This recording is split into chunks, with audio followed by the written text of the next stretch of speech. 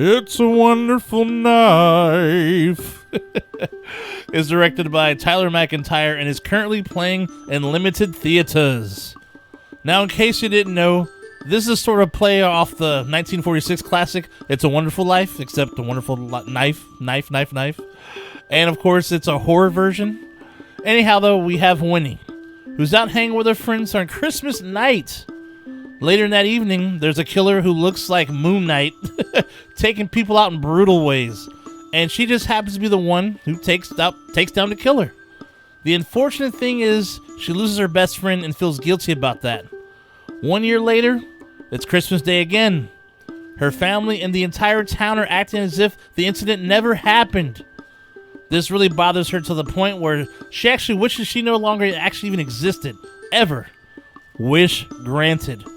Except in this world without her, where she was never actually around or even thought of, things have actually become worse because the killer was never caught. Now she's got to take the killer out again. But can she? And I gotta admit, this was alright, man. I enjoyed it. I found out the same dude who actually wrote Freaky wrote this one, so it has that same sort of vibe, you know, where you have horror and comedy mixed in with some decent violent stuff. I'll say that actually, Freaky was a little more violent than this one, though, but it was still good, though. But I will say by far, the best kill has to do with a large-ass candy cane. I'll just leave it at that. But anyhow, though, yeah, this was fine, though. I mean, it didn't overstay its welcome. Well-paced, interesting characters throughout, and a cute story pretty much any horror fan can endure. I thought the killer looked pretty cool, though, like I said, similar to Moon Knight, if you see.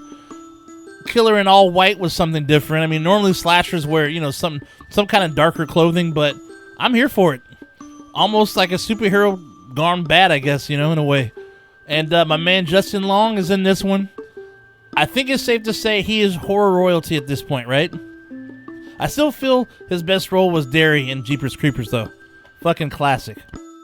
This one almost actually even has 1980s like John Hughes vibes mixed with like Scream or I Know What You Did Last Summer style kills or slasher style movie. I say check it out if you have it in your town or whenever it becomes available online. I'm not sure when that is. You may be able to get away with showing this one to your friends that casually watch horror movies too, because it's not super bloody. And it has that style of movie, like I said, a little bit of comedy and whatnot, and doesn't take itself too serious, so it's kind of safe, in a way. And to add to that 80s feel, there's a part that totally feels like a certain scene from Tron. I'm talking about the 80s version Tron, not that new shitty one that came out in 2010 or whatever.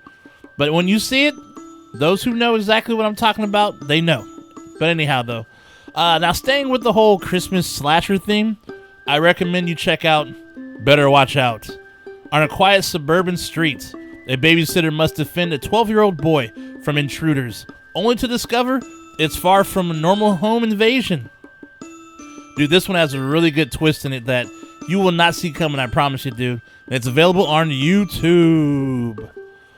But hey, anyhow, though, that's all for today. Stay nasty, my friends, and I will see you at the next one. Shay Nasty out.